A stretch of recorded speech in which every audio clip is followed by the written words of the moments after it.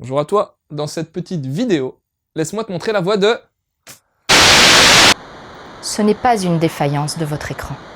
N'essayez donc pas de régler l'image. Nous maîtrisons à présent toute retransmission. Nous avons besoin de vous, de toi. En d'autres termes, on recrute. On a besoin de nouveaux bénévoles pour rejoindre la team Mangado et écrire des chroniques. Aucune raison de flipper, t'es accompagné, coaché, encadré. Et si ça te fait kiffer, tu peux même venir tourner. Ça t'intéresse? Tu veux en savoir plus? Écris à Loud sur l'adresse qui s'affiche. Bon, je te laisse reprendre ta vidéo. Jormungand. Tu connais Jormungand? C'est un monstre de la mythologie nordique. J'apprécie beaucoup cette mythologie, moi. Mon dieu préféré? Le père de Jormungand, justement. Loki, le dieu de la discorde. Un vrai connard.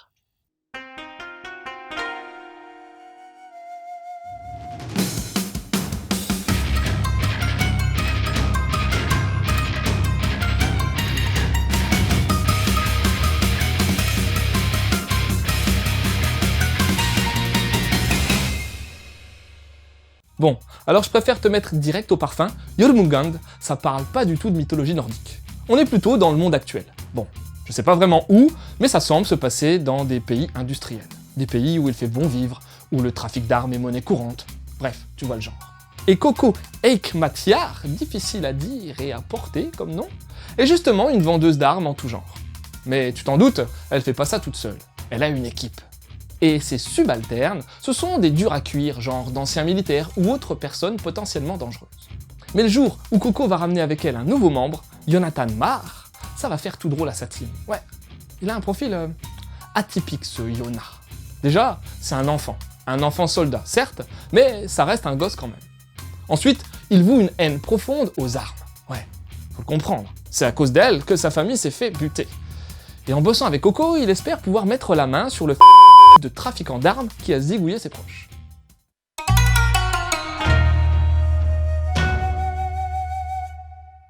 Le dessin de ce manga, je l'ai trouvé chelou.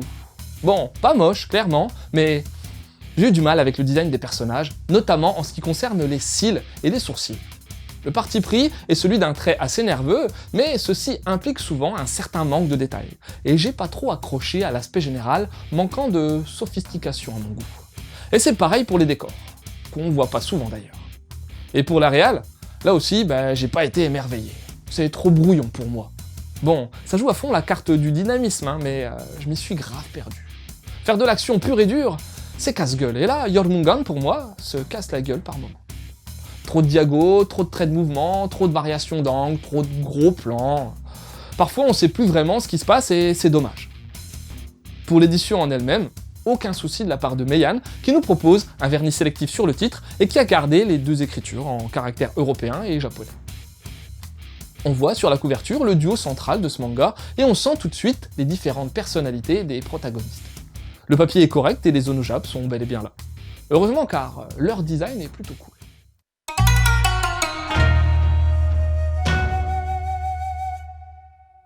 Qui est Takahashi Keitaro? Un mangaka. À son tableau de chasse, plusieurs mangas dont Ordinary Plus Minus en 2002, Jormungand, 11 tomes en 2006, qui reste son plus gros succès, Destro 246 en 2012 et Hinmin Seihitsu Dai Fugo datant de 2016. Jormungand a d'ailleurs eu droit à 2 saisons d'animation en 2012.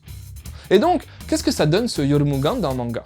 Perso, c'est pas vraiment ma came ce type d'histoire, même si je suis bien conscient du potentiel de l'histoire. En fait, j'ai un peu de mal à adhérer à ce type de récit avec de l'action dans tous les sens. J'ai l'impression qu'on te colle un contexte géopolitique juste histoire de. Ça fait vraiment faux et t'as juste l'impression que ce n'est qu'un prétexte pour balancer des scènes de gunfight un peu partout. En plus, t'auras pas mal de bastons en voiture dans ce volume 1 et ça non plus, c'est pas trop mon trip. Autre chose qui m'a dérangé, c'est l'enchaînement des missions que j'ai trouvé trop rapide et surtout avec un manque flagrant de liant. Tout ça, ce sont les points qui m'ont gêné. Maintenant, il y a également pas mal de pistes intéressantes qui sont exploitées et qui ont du potentiel. Déjà, on va commencer par Coco. T'as beau dire, t'as beau faire, elle a un putain de charisme. Ouais. C'est le genre un peu déglingué de la tête qui gère ultra bien et elle apporte clairement à l'histoire. D'autant plus que sa relation avec Yona, le type hyper éteint manquant clairement d'empathie, annonce vraiment de belles possibilités. Et même si dans ce volume 1, Yona n'est pas encore assez développé à mon goût, ceci devrait s'améliorer dans les prochains tomes. Surtout que le côté paradoxal qui existe entre sa haine des armes et ses actions est sujet à tout un tas de questionnements. Après, j'ai aussi bien kiffé le principe d'équipe, qui est pas encore assez mis en avant pour le moment, mais qui pourrait certainement apporter à l'histoire. T'as beaucoup de variétés avec des mecs et des nanas, tous différents, ayant chacun ses qualités et ses motivations. Et pour le moment, j'ai encore du mal à saisir le vrai lien avec l'histoire de Jormungand. Jormungand, c'est celui qu'on appelle le serpent monde dans la mythologie nordique. Bon, c'est marrant parce qu'en ce moment, je tripe pas mal là-dessus, et de ce que j'en sais, c'est que la mythologie nordique est pas mal ramifiée et qu'il existe un paquet de versions différentes. Ce serpent, il entoure le monde, empêche les gens de partir ailleurs, et malgré sa force, il est déçu de sa condition, oui. Il domine le game dans son milieu aquatique, mais a du mal à l'idée de ne pas pouvoir aller sur la terre ni dans les airs. Il se mange la queue aussi, d'après les versions. J'ai un peu de mal à voir à quoi ça fait écho. Il représente Coco, les armes, Yona et sa soif de vengeance. On en apprendra certainement plus par la suite et j'espère que ce manga disposera d'un intérêt qui se révélera au fil des tomes afin de dépasser le simple cadre bourrin boum boum pam pam.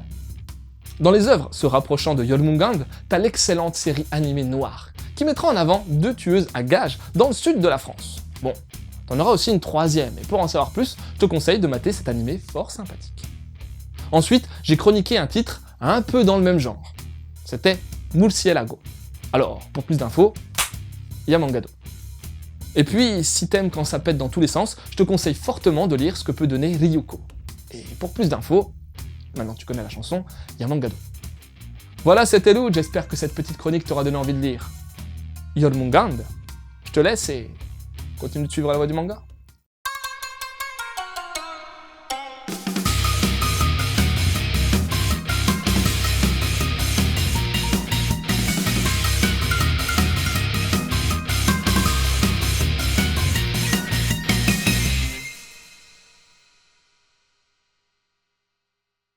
Jormungand, le serpent tellement steak qu'il était capable de mordre sa queue. Et tu sais quoi, moi?